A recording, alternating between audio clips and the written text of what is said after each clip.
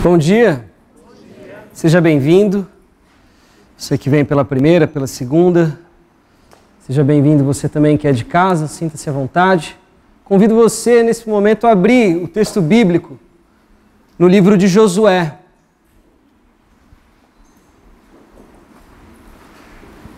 Hoje nós encerramos a série de exposições bíblicas nesse livro. Estamos no capítulo 24. Josué 24.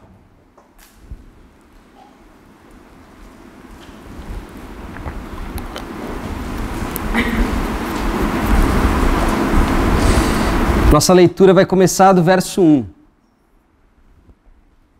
E diz assim: Então Josué reuniu todas as tribos de Israel em Siquém, convocou as autoridades, os líderes, os juízes e os oficiais de Israel, e eles compareceram diante de Deus. Josué disse a todo o povo: Assim o Senhor, o Deus de Israel, há muito tempo.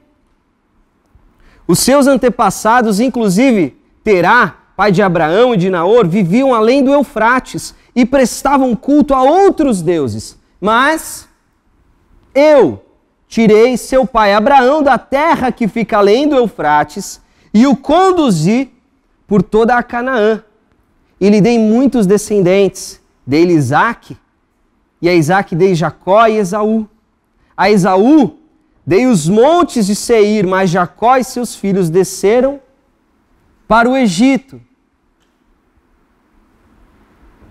Então enviei Moisés e Arão e feri os egípcios com pragas com as quais os castiguei, e depois tirei vocês de lá. Quando tirei os seus antepassados do Egito, vocês vieram para o mar, e os egípcios os perseguiram com carros de guerra e cavaleiros até o Mar Vermelho. Mas os seus antepassados clamaram a mim, e eu coloquei trevas entre vocês e os egípcios. Fiz voltar o mar sobre eles e os encobri. Vocês viram com os seus próprios olhos o que eu fiz com os egípcios. Depois disso, vocês viveram no deserto um longo tempo. Eu os trouxe para a terra dos amorreus, que viviam a leste do Jordão. Eles lutaram contra vocês, mas eu os entreguei nas suas mãos. Eu os destruí diante de vocês, e vocês se apossaram da terra deles.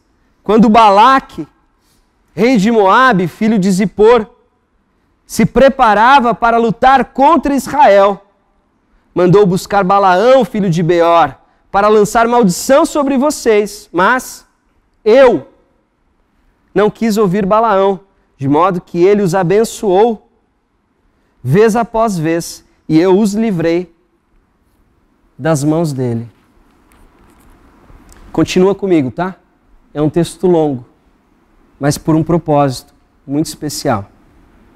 Depois, vocês atravessaram o Jordão e chegaram a Jericó. Os chefes de Jericó lutaram contra vocês, assim como os amorreus, os ferezeus, os cananeus, os hititas e os girgazeus, os heveus e os jebuseus, mas eu os entreguei nas mãos de vocês. Eu lhes causei pânico para expulsá-los diante de vocês, como fiz aos reis dos amorreus. E agora um verso que eu particularmente considero muito especial. Não foram a espada e o arco que lhes deram a vitória. Foi assim que lhes dei uma terra que vocês não cultivaram, e cidades que vocês não construíram. Nela vocês moram e comem de vinhas e olivais que não plantaram. E até então era Deus falando. Agora é Josué. Agora temam o Senhor e sirvam-no com integridade e fidelidade. Joguem fora os deuses que os seus antepassados adoraram além do Eufrates e no Egito e sirvam ao Senhor. Se, porém, não lhes agrada servir ao Senhor, escolham hoje a quem irão servir. Se aos deuses que os seus antepassados serviram além do Eufrates, ou aos deuses dos amorreus em cuja terra vocês estão vivendo. E nós encerramos aqui com ele dizendo: mas eu e a minha família serviremos ao Senhor. Vamos orar? Feche os teus olhos, se assim você quiser, mais uma vez. Abaixe sua cabeça.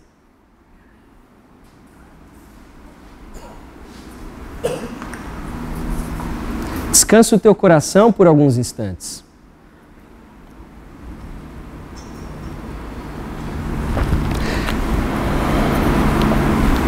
Nosso coração é um coração tumultuado, confuso.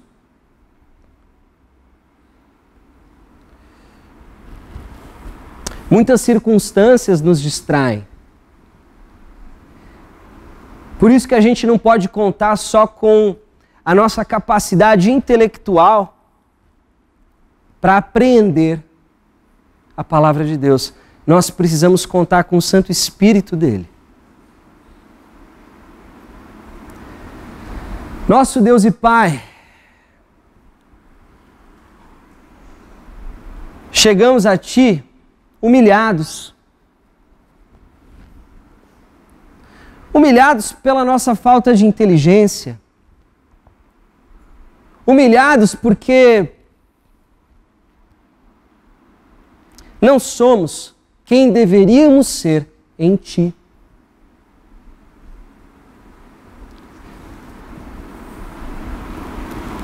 Mas pedimos pela Tua graça nesse momento. Que Tua graça não seja um conceito abstrato nas nossas mentes nessa manhã, mas a Tua graça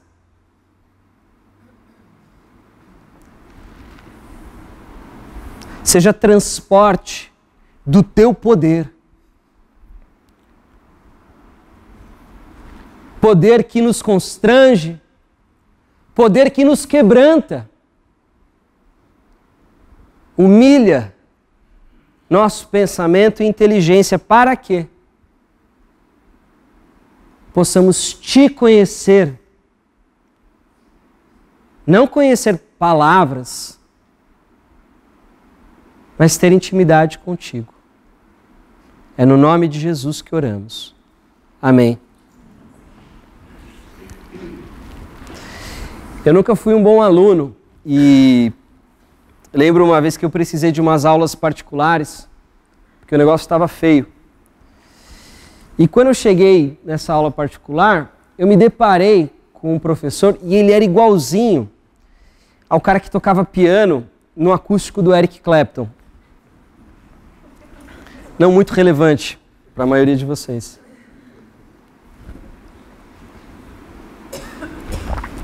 E eu resolvi dar uma chance, né, para ver se o cara já tinha ouvido ou visto esse DVD. Quem sabe o cara fala, pô, eu sou parecido mesmo, né? Eu pergunto, cara, você conhece Eric Clapton? Ele falou, lógico, conheço demais Eric Clapton. Eu falei, meu, você é igualzinho um pianista do acústico dele. É mesmo? É, inclusive aquela versão famosíssima da Leila, tal, é nesse acústico. E eu comecei a citar uma série de canções do Eric Clapton para esse professor de matemática. E ele não conhecia nenhuma. E aí eu falei, bom, deixa quieto. Pelo menos eu tentei, né? Vai que ele soubesse. Ele sabia quem era o Eric Clapton. Talvez se ele o visse, ele o reconhecesse. Sim, Eric Clapton, guitarrista e tal. Mas ele não conhecia a obra do Eric Clapton. E conhecer uma pessoa de nome é uma coisa. Agora, se você realmente quer conhecer alguém, você precisa conhecer a obra dessa pessoa.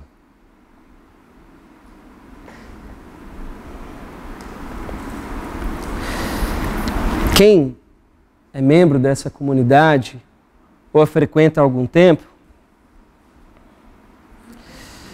tem ouvido com frequência isso, porque um dos meus questionamentos mais constantes é o que significa ser um cristão. O que significa ser um servo de Deus, o que significa fazer parte desse grupo de pessoas que se denominam seguidores de Jesus. O que significa isso? Nos nossos dias, eu temo que o significado não seja o mesmo que no contexto bíblico. Eu temo que o significado tenha se perdido, como eventualmente acontece. Como nessas trocas de geração. E eu confesso que quando eu olho para o cristianismo hoje,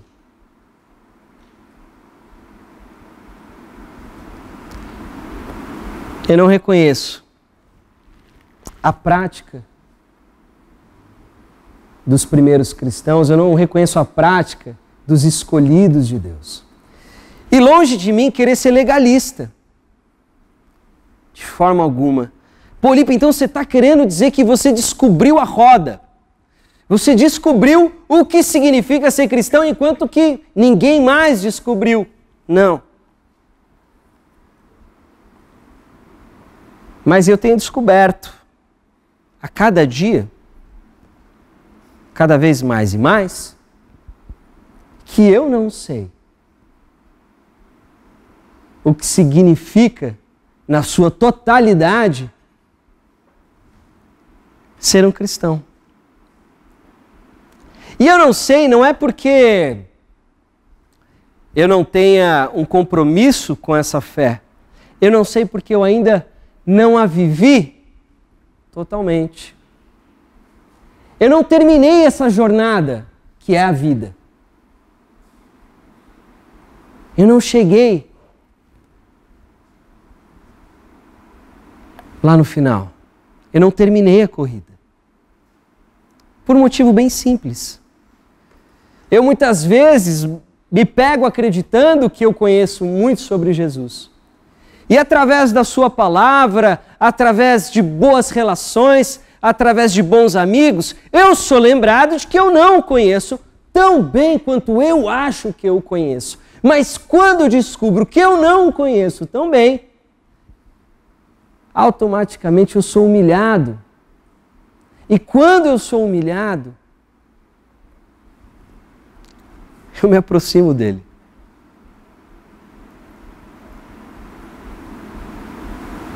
Nós vivemos numa sociedade técnica. Você não é ninguém se você não tiver um diploma. E agora está ficando mais difícil, porque você daqui a pouco não vai ser ninguém se você não tiver um diploma de uma pós-graduação. Vivemos numa civilização cada vez mais técnica, que ser inteligente significa conhecer muito sobre determinado tema. Recentemente, uma pessoa me abordou e falou assim: olha, eu me reúno com algumas meninas, mas eu não quero mais me reunir com elas. Por quê? As conversas são muito fúteis, elas só falam do cabelo da princesa.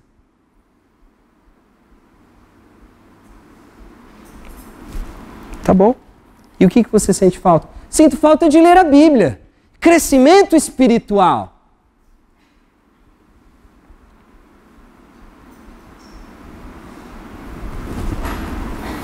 Entendi. E você é cristã há quanto tempo? Ah, muitos anos. E você já leu a Bíblia muitas vezes? Sim. Interessante, né? Porque Deus está colocando na tua frente pessoas para você desenvolver uma relação de amor conforme Ele te mandou fazer, mas você está dizendo que elas não são muito legais. Que legal mesmo é você sentar, abrir a Bíblia, ficar lendo isso daqui como se fosse um truque de mágica. E você fosse ficar mais crente porque você lê mais a Bíblia. Não tem como você conhecer a Deus se você não conhecer a palavra dele. Mas a armadilha está em pensar que se você acumular conhecimento bíblico ou teológico, você será muito crente. Porque você pode conhecer a pessoa, conhecer o nome dela. Mas se você não conhece as obras dessa pessoa, dificilmente você vai ter intimidade com ele. E numa sociedade técnica, uma sociedade que confia muito na sua capacidade de resolver todos os problemas do mundo, a igreja também foi contaminada por esse tipo de pensamento. E o problema é que nós achamos, como essa menina, que se a gente lê muito, a gente vai ser muito crente.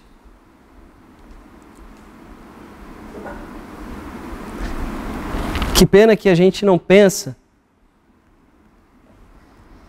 que a gente precisa não só ler muito, mas a gente precisa viver muito com esse Deus. E isso é diferente. A diferença é tão sutil que eu ouso dizer que a maioria daqueles que se declaram cristãos não entenderam. Porque é fácil você assimilar um conjunto de crenças. É fácil você assimilar uma filosofia de vida, uma ideologia e professar. É fácil você postar versículos no Facebook com uma foto do pôr do sol, coisa do tipo, e achar que isso te identifica como um seguidor de Jesus. Mas não se esqueça, Jesus ele era bem discreto. Bem discreto. Não sei se é isso que vai nos identificar com Jesus. Não sei se é o quanto que a gente balança, treme, canta no louvor. Não sei se é aquele momento especial, aquele calor, aquela emoção que eu sinto quando eu vou no acampamento. Não sei se é isso.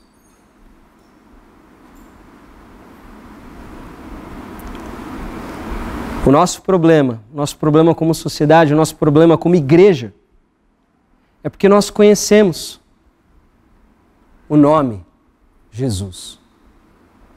Conhecemos os textos que falam sobre Jesus. Não muito, porque também somos leitores preguiçosos.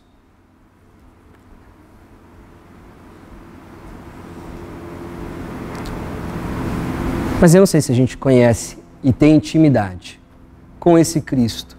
E você fala isso com base em o nosso testemunho. E sabe qual que é o testemunho inegável, qual que é o testemunho que não pode haver uma, como eu digo, não pode ser negado, não pode ser contrariado,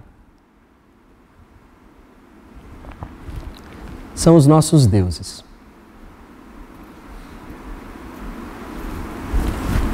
O que a gente acabou de ler aqui? Eu li um texto grande com vocês.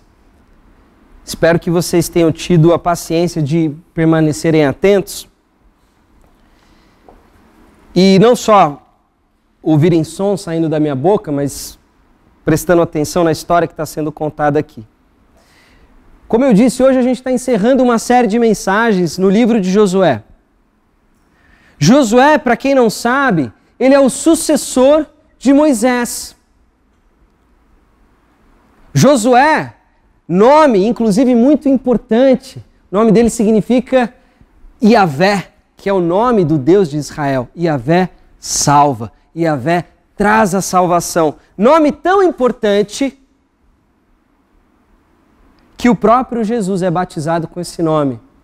Sim, Jesus e Josué são o mesmo nome, transliterados, chegando ao português de forma diferente. Jesus era um nome muito comum na época dele. Porque talvez,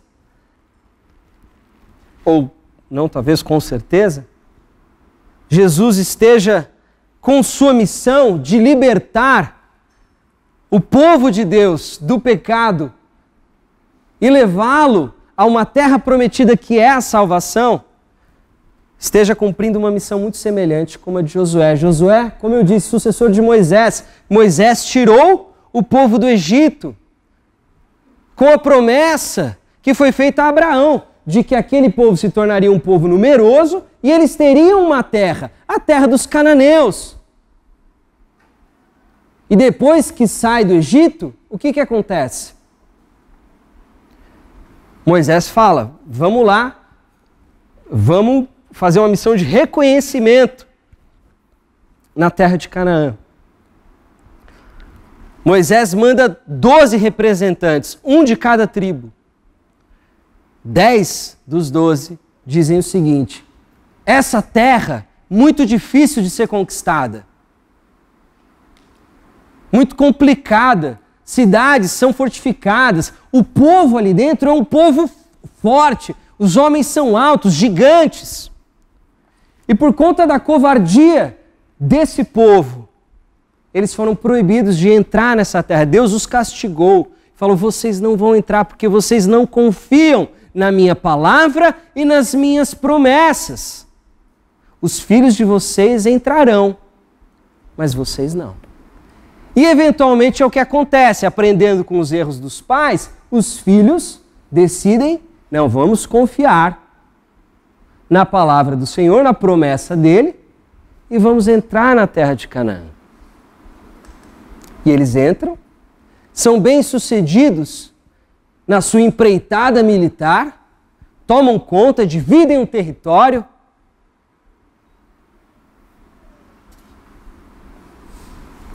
E agora a gente chega ao fim da vida de Josué. Josué está se despedindo do povo e está renovando a aliança com este povo.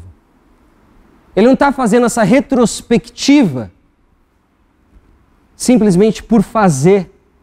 Ele está fazendo essa retrospectiva porque o Deus de Israel, o nosso Deus, é um Deus de história, é um Deus que faz história. É um Deus que só pode ser conhecido por suas obras. É um Deus que é conhecido por causa daquilo que ele fez. Essas são as credenciais dele. Esse é o seu currículo. Eu sou o Deus que prometi a Abraão.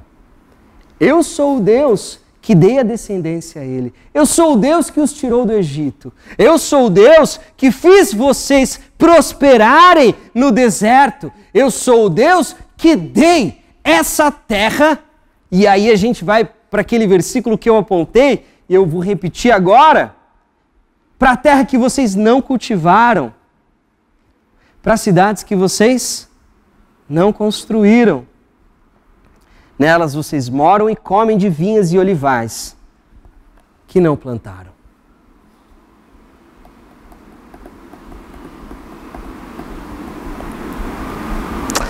O que esse texto tem a ver com a gente? Você falou um monte de coisa, agora você voltou num texto quase que pré-histórico, algo extremamente primitivo de uma conquista militar que aparentemente não tem nada a ver com a nossa vida, porque nós não estamos envolvidos, pelo menos por enquanto, em nenhuma guerra.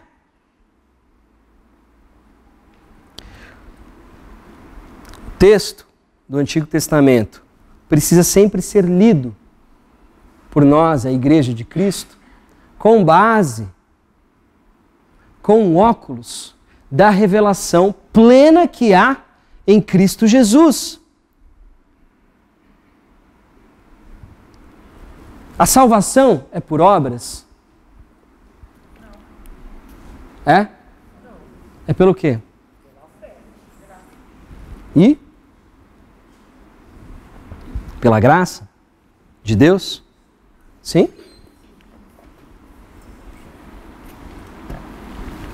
Não foram a espada e o arco que lhes deram a vitória. Foi assim que eu lhes dei uma terra que vocês não cultivaram e cidades que vocês não construíram. Nelas vocês moram e comem de vinhas e olivais que não plantaram. Isso é o Deus gracioso, que ao contrário do que alguns pensam, não apareceu só depois de Jesus no Novo Testamento.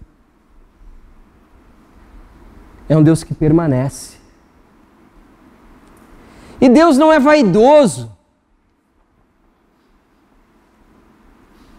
Ele não está aqui dando o currículo dele, como um de nós faria para ganhar a aprovação dos nossos pares. Deus está dando o currículo dele para que não haja confusão. Ele está reclamando a autoria desses feitos maravilhosos na vida do povo de Israel.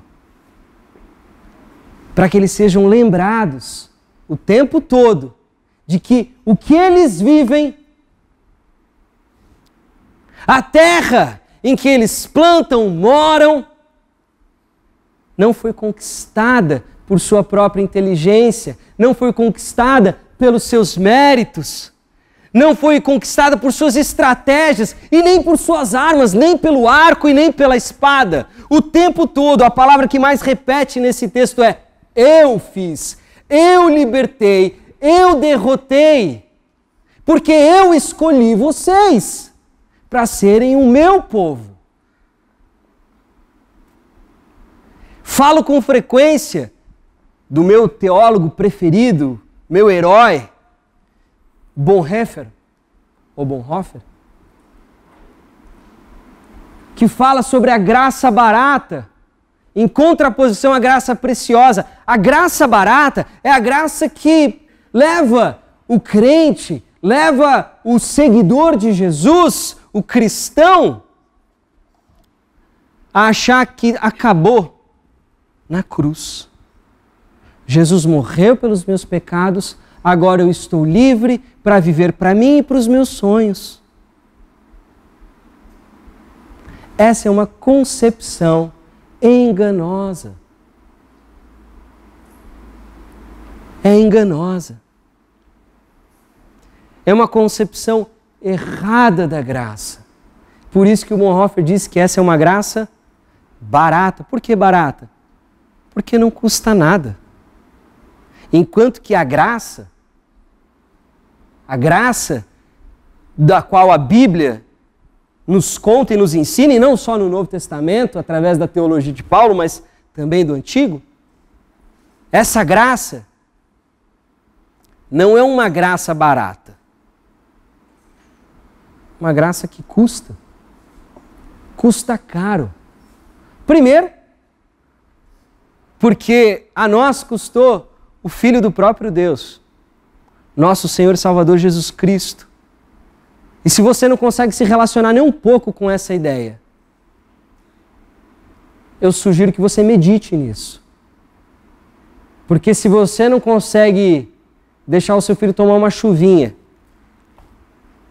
Imagine o Deus que envia o seu filho para morrer por aqueles que até então eram seus inimigos.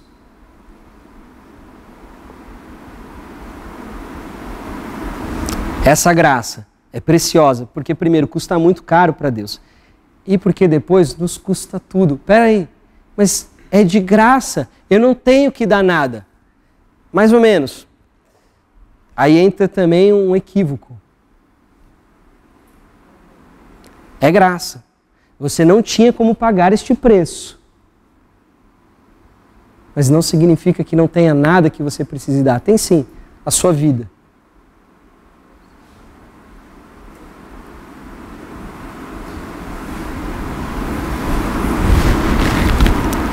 Depois de fazer toda essa retrospectiva, depois de Deus reclamar para si a autoria dos grandes feitos na história do povo de Israel até então, Josué toma a palavra. E agora ele promove o desafio ao povo de Israel, dizendo o seguinte: agora temam o Senhor, sirvam-no com integridade e fidelidade. Joguem fora os deuses que os seus antepassados adoraram além do Eufrates e no Egito, e sirvam ao Senhor. Olha a beleza do texto. Eu fico impressionado com isso. Se, porém, não lhes agrada servir ao Senhor, escolham hoje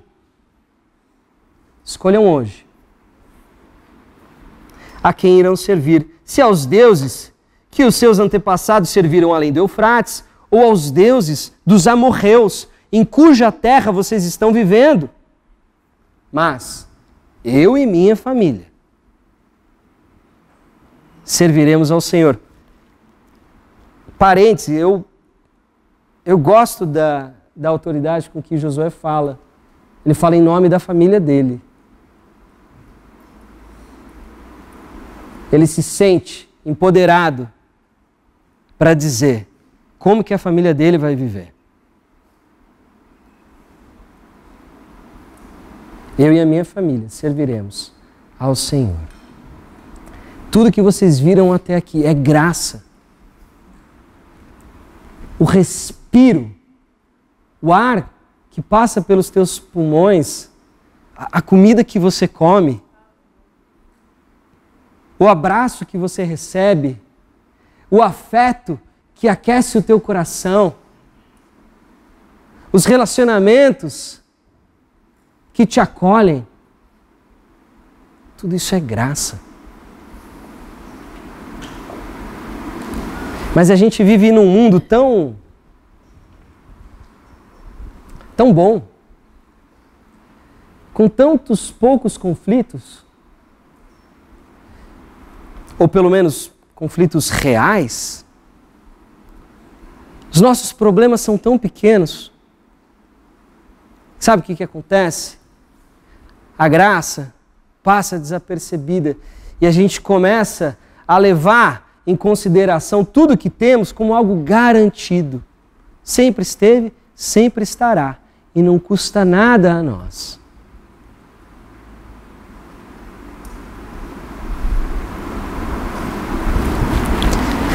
É pela graça, Jesus morreu pelos nossos pecados.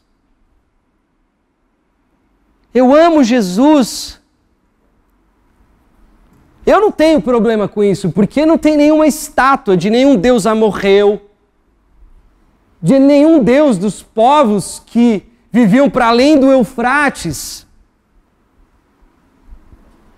Eu não tenho problema com a idolatria, porque eu não tenho nenhuma imagem de nenhum santo, ou de nenhum Deus ou entidade do candomblé na minha casa. Por isso eu não sou um idólatra.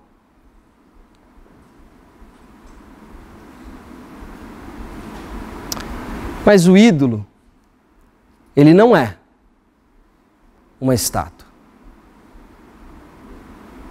O ídolo é alguém que ocupa um grande lugar no teu coração.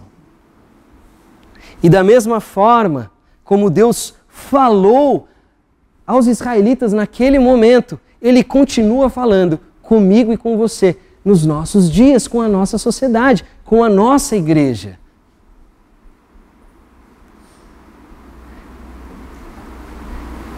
E fala não só de maneira direta, mas fala através das palavras do próprio Josué. E fala conosco nessa manhã: olha, o Deus de vocês é o Deus que fez isso tudo, é o Deus que trouxe vocês até aqui. Talvez você se considere alguém que mereça todo o bem que existe na tua vida, mas não seja ingênuo. Você pode ter trabalhado muito, você pode ter usado o arco, você pode ter usado a espada, você pode ter plantado, mas essa terra, essa vida não é sua. Foi dada a você.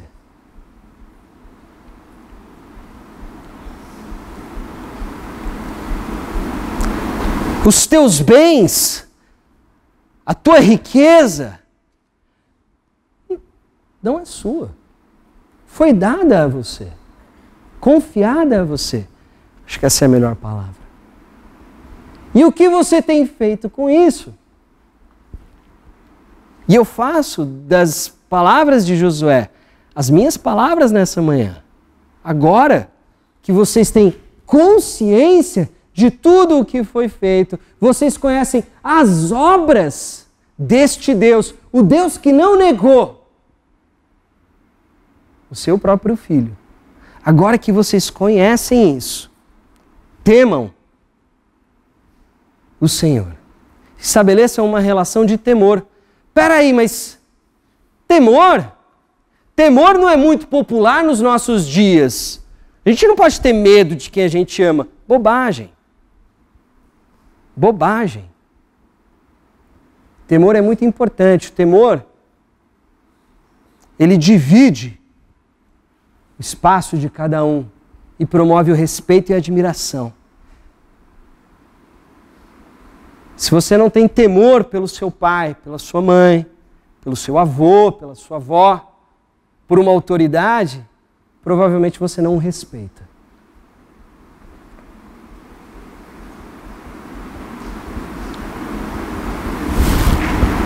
Temam o Senhor e sirvam-no com integridade e fidelidade, de forma íntegra, completa, plena e com fidelidade, sendo fiéis a este Deus. Você acha que a Bíblia recorre a imagens como a imagem do casamento, por acaso para descrever o relacionamento de Deus com o seu povo, de Cristo com sua igreja? Não, não é por acaso.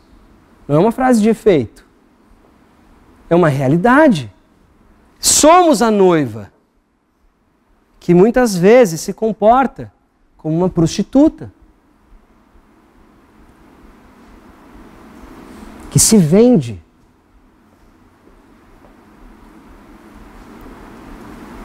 A outros deuses. Que bobagem, Lipe. Imagina, a gente vive numa sociedade praticamente de ateus. Ateus dentro dessa concepção moderna sobre religião. Mas nunca ateus existencialmente. Porque na sua vida sempre vai existir um Deus. Um Deus que compete com o próprio Deus, com o verdadeiro Deus. E hoje, se você tem consciência daquilo que Cristo fez por você, se você tem consciência daquilo que Deus fez por você, se você ainda não se decidiu, se isso ainda não é uma realidade, ou talvez você tenha se esquecido, eu convido você hoje a tomar uma decisão. Mas Deus me escolheu. Sim. Só que é confuso mesmo. É paradoxal. Ele nos elegeu. Mas na nossa caminhada, na nossa jornada, não tem como a gente excluir o processo de santificação. Eu queria, muitos momentos da minha vida, que isso não fosse uma realidade. Eu queria ficar só com a justificação. E em muitos momentos da minha vida, eu levei a minha espiritualidade assim. Sou redimido, Jesus morreu por mim, e qualquer pecado que acontecer aí pelo caminho, Jesus já morreu por ele. Isso é uma graça barata. Isso é uma graça que redime o pecado, enquanto que o propósito dela é redimir o pecador.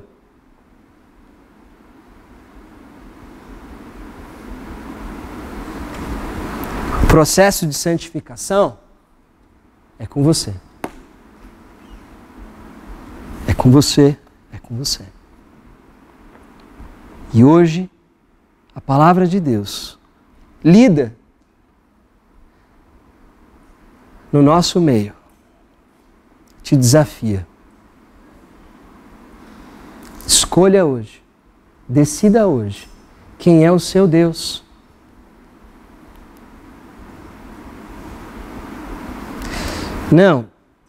Não acho que porque você vem aqui todo domingo, nem porque você dá dízimo, não acho que porque você se considera uma boa pessoa, você não é tão ruim quanto um político desonesto ou um traficante. Não ache que você é cristão ou que você é um discípulo de Jesus por isso, porque Jesus não pede de você aspectos tão superficiais. Pede o teu coração.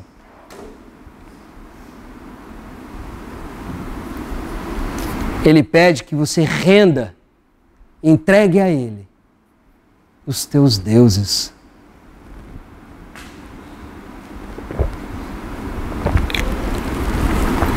Espera aí, você começou falando sobre conhecer a Deus, ter intimidade com Ele. Como que eu posso conhecer a Deus? Você disse que não basta eu só ler a Bíblia. Não basta.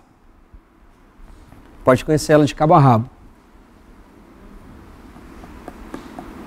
Primeiro, para existir uma jornada com Deus, você precisa confiar no que Ele fala. E o que significa confiar? Por exemplo, caso dessa menina.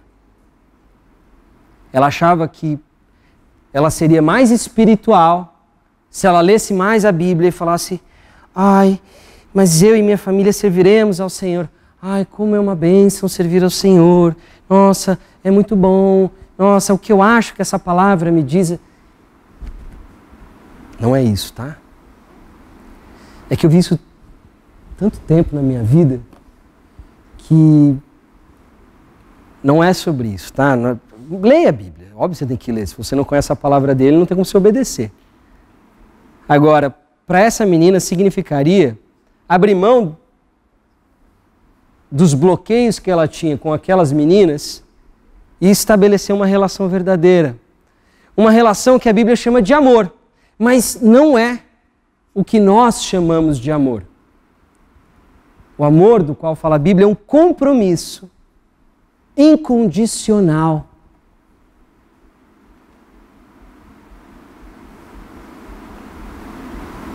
Com o povo de Deus. Não dá, esquece, para você ser um discípulo de Jesus se você não anda com os outros discípulos, tá? Outro dia eu vi uma frase por aí que você não precisa estar com os discípulos para estar com Deus. Bobagem. Precisa sim.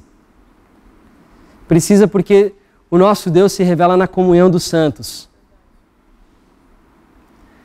Ele diz, através do seu apóstolo João, lá na sua primeira carta, que conhecer a Deus significa conhecer o amor.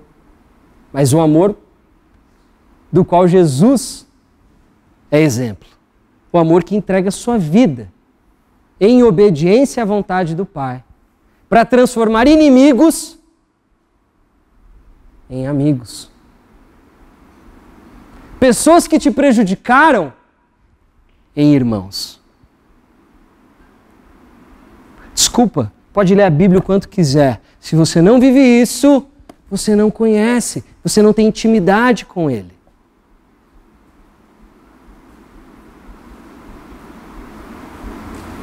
Sabe por quê? Porque você é mais fiel ao teu coração, você é mais fiel ao teu rancor, você é mais fiel à tua inveja.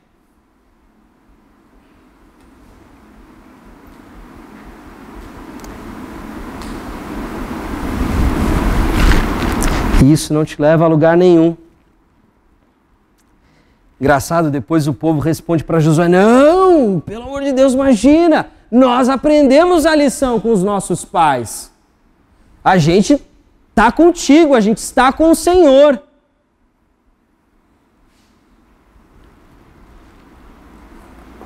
E aí Josué fala, acho engraçado, Josué disse ao povo: vocês não têm condição de servir ao Senhor, Ele é santo, é um Deus santo. Ele não perdoará a rebelião e o pecado de vocês. Josué ainda dá uma pressionada, fala assim: não, a gente vai. Vocês? Sei não, Ele é santo.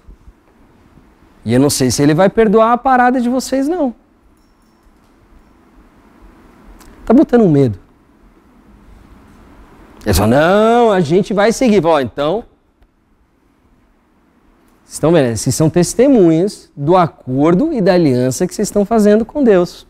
Acho bonito como o texto termina dizendo o seguinte: Israel serviu ao Senhor durante toda a vida de Josué e dos líderes que lhe sobreviveram e que sabiam de tudo o que o Senhor fizera em favor de Israel.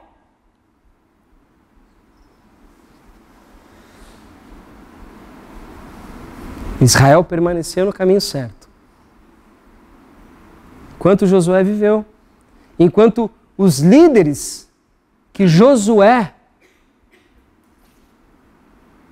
desenvolveu, enquanto eles viveram, porque eles sabiam, eles conheciam as obras desse Deus. Não só o seu nome, não só o livrinho preto, não só a igreja com a placa com o nome dele.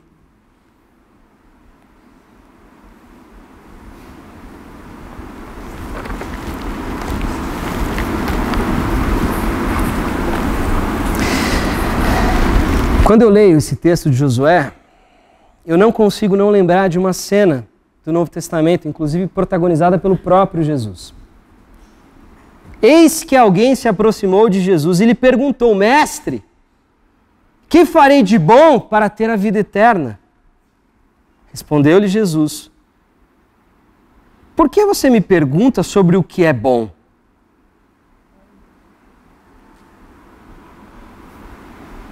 Há somente um que é bom. Se você quer entrar na vida, obedeça aos mandamentos. Quais? Perguntou ele. Jesus respondeu: não matarás, não adulterarás, não furtarás, não dará falso testemunho, honra teu pai e tua mãe, amarás ao teu próximo como a ti mesmo. Disse-lhe o jovem: a tudo isso tenho obedecido, o que me falta ainda? Jesus respondeu: se você quer ser perfeito, e aqui perfeito não significa o perfeito no senso comum, alguém que não tem nenhum tipo de falha ou nenhum tipo de mancha, não é isso. O perfeito no grego é a ideia de pleno. Você quer ser maduro, pleno nessa jornada? Vá, venda os seus bens, dê o dinheiro aos pobres e você terá um tesouro nos céus. Depois, venha e siga-me. Ouvindo isso, o jovem afastou-se triste, porque tinha muitas riquezas.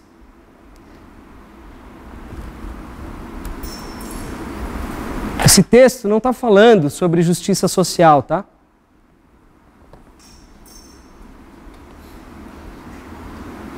Esse texto está falando sobre os nossos deuses. Primeiro, o cara já começou errado. Ele fala, o que eu tenho que fazer de bom? Ele falou, bom? Se você está perguntando isso, eu acho que você não entendeu sobre o que é a minha jornada. Não é sobre você ser bom. Aliás, aquele que segue a Jesus não é considerado bom para aqueles que não seguem. Não é sobre ser bom. Não, tudo bem, mas o que eu tenho que fazer? Ué, você obedece os mandamentos todos? Faço isso tudo desde a minha infância. Certeza? Então, já que você diz que ama o próximo como a ti mesmo, pegue todos os seus bens. Pegue aquilo que há de mais importante, de mais precioso para você e me entregue. Dê na minha mão. E você terá um lugar no meu reino. Mas depois venha e siga-me. E o jovem, ele se afastou porque ele não estava disposto a pagar esse preço. Corremos o risco de achar que é sobre abrir mão de dinheiro. E não necessariamente. Claro que o discípulo de Jesus é generoso. Ele atende ao seu próximo e ao seu irmão de acordo com a necessidade do irmão. Mas não é sobre abrir mão de dinheiro, não é sobre fazer um voto de pobreza. Não é sobre isso. Jesus estava pondo à prova os deuses daquele jovem. E o jovem revelou quais eram os seus deuses. E na nossa sociedade até parece algo legal, né? Porque a gente é influenciado em muito, culturalmente, por um pensamento muitas vezes marxista e coisa do tipo. A gente o rico tem que abrir mão do dinheiro dele. Mas, novamente, não é sobre isso. Sabe por quê? Porque o que Jesus está falando para mim e para você hoje é: o que há de mais importante na tua vida? Seja criativo.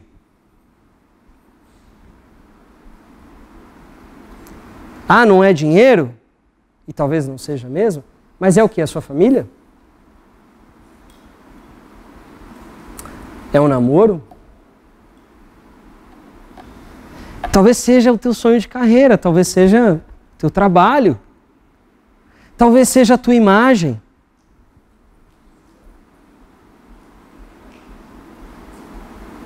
Talvez seja a tua reputação.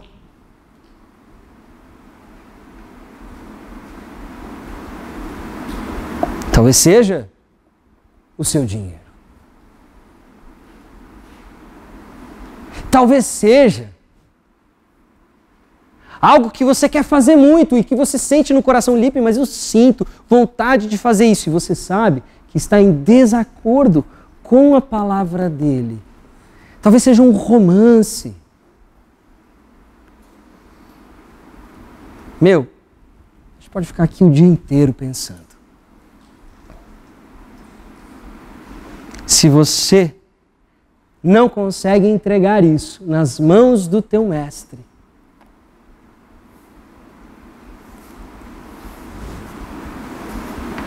se você não consegue deixar isso nas mãos dele e falar assim, eu só preciso do Senhor, tudo isso é muito bom, meu marido é muito bom, minha esposa é muito bom, a minha situação de vida é muito boa, mas se eu não consigo colocar isso nas mãos do mestre e falar, é teu e eu posso viver sem, porque eu tenho o Senhor. Sinto te informar, assim como os israelitas nos tempos de Josué, você está dividido entre o Deus de Israel e os outros deuses.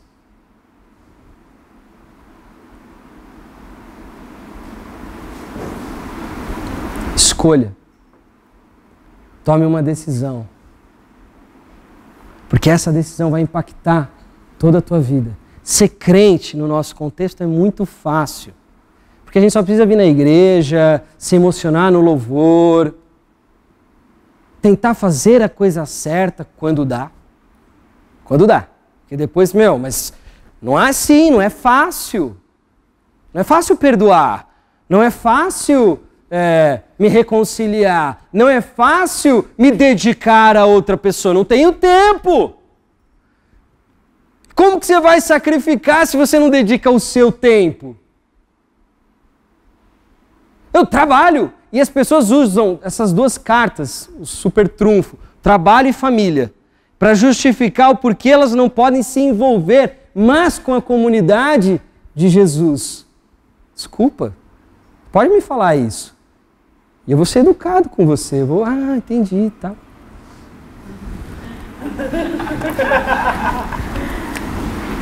Mas para Deus não pega, tá? Porque a última pessoa que falou isso para ele foi um cara que falou assim, Jesus, eu quero te seguir, mas deixa antes eu me despedir. Ou uma possível tradução alternativa, deixa eu pedir permissão para minha família. E Jesus foi claro, aquele que põe a mão no arado e olha para trás, não está apto para o meu reino. A minha preocupação com essa comunidade não é que vocês sejam boas pessoas. Não é sobre ser bom. A minha preocupação com essa comunidade é que vocês sejam discípulos e que vocês estejam dispostos a abrir mão das suas riquezas, aquelas mais profundas, aquelas que ocupam os cantos mais escuros do teu coração. Porque só a partir daí você vai começar a ter intimidade com esse Deus. Quando começar a te custar mesmo. Algumas horas de domingo não custa nada. É como se você fizesse um trabalho voluntário em alguma ONG. Dá na mesma. E a igreja não é uma ONG gigante. Não tem esse compromisso. Tem compromisso com o seu Senhor, com o seu Mestre. Compromisso mais do que transformar o dia a dia da pessoa, mais do que reformar a casa dela, mais do que dar uma cesta básica. A gente tem o compromisso de experimentar o amor de Cristo para que os nossos corações sejam transformados, para que aí sim, quando o meu irmão passar dificuldade, eu não tenho problema em ser generoso. Porque quando eu sou generoso sem Jesus, eu sou generoso para a minha glória. E isso Jesus bate forte, inclusive no sermão da montanha que a gente leu alguns meses atrás. Eu amo a todos vocês que se relacionam comigo. Porque eu gosto da maioria? Sim. Pode ser ter um ou outro aí que às vezes me dá uma dor de cabeça. Sim. Mas não é porque eu gosto que eu amo. Eu amo porque eu obedeço. Você quer conhecer a Deus? Você tem que conhecer as obras dele. Você só conhece as obras dele se você participar do sacrifício dele. Participar do amor dele. E você não vai fazer isso na sua casa, vendo Netflix. Só sendo bonzinho com a sua esposa, lavando a louça para ela. Você vai ser e experimentar do amor de Cristo se você ousar amar aquelas pessoas que não fizeram nada para receber o teu amor. E se comprometer com o próprio Deus através do compromisso com a comunidade dele. Não é o que eu acho, não é a minha interpretação. Se você fizer uma leitura coesa do texto bíblico, você não conseguirá chegar a outra conclusão, senão essa, se você for honesto com a tua leitura.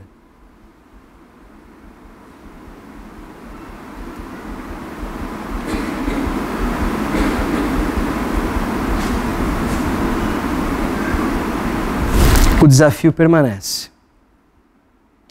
agora que vocês sabem do tamanho do sacrifício que foi feito por cada um de vocês, por nós, decidam a que Deus vocês vão servir.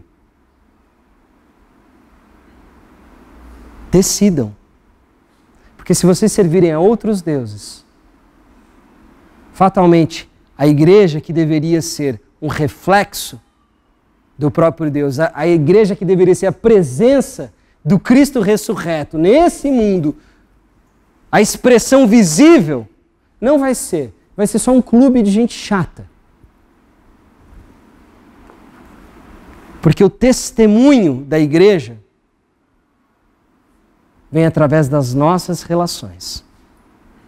Amem uns aos outros. E os uns aos outros não é aleatório. É os irmãos na fé. Amem uns aos outros. Como eu vos amei, se vocês amarem uns aos outros como eu vos amei, todos saberão que vocês são os meus discípulos. Não é porque você não vai na balada, não é porque você não trai a sua mulher, não é porque você é honesto no seu trabalho, é porque você é capaz de amar pessoas que não fizeram nada para receber o seu amor. E você não faz isso porque você é muito bom e nobre de coração. Você faz isso porque você é pobre de coração.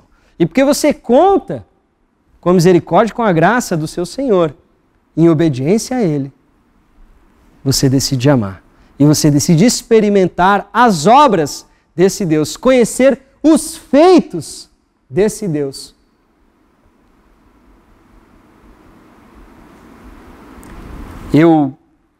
O marido dessa moça que conversou comigo, ele falou assim, eu sinto falta de lugar para servir na igreja. E eu falei, é mesmo? É porque o meu dom, eu mexo com artes e tal. Eu falei, amigo, isso não é o seu dom. Você aprendeu isso na faculdade, é uma habilidade que você tem. O dom do qual a Bíblia fala é o amor. Mas eu quero servir. Cara, tá cheio de oportunidade. Tem um monte de gente aqui na igreja passando dificuldade. Tem um monte de gente aqui na igreja vivendo situações muito difíceis. Você sabe disso? Não sei. É óbvio que você não sabe. Porque vocês estão vindo aqui conversar comigo para reclamar que vocês não se encaixam. Mas vocês não estão vindo aqui para falar assim, nós estamos topando e nos decidindo pelo desafio. Ensinar a Bíblia lá na sala, com ar-condicionado, com PowerPoint, é bacana, é ou não é, seu senhor? É legal, é gostoso. E deve ser feito. Agora, quem aqui quer ler a Bíblia com pessoa que está desesperada? Sem nenhum auditório, sem nenhuma autopromoção? Serviço na Bíblia é serviço ao irmão. É serviço na necessidade dele. Você só vai descobrir a necessidade do teu irmão se você se conectar com ele. Se você pegar as barreiras que separam vocês e jogar no chão. Transpô-las. E aí você vai descobrir um amor maior do que o seu sentimento mais forte. Porque você vai descobrir um amor que permanece, mesmo quando não há sentimento. Você quer conhecer a Cristo? Entregue os seus deuses a Ele. Responda ao chamado em obediência. Decida por Ele. E aos poucos você vai conhecê-lo. Não é mágico. É como qualquer outra coisa na vida. Como uma academia. Precisa de treino e prática. E com o tempo, a intimidade aparece. Se decida hoje. Quem serão os seus deuses? Quem será o seu Deus? Esse é o desafio da palavra de Deus para você nessa manhã. Amém?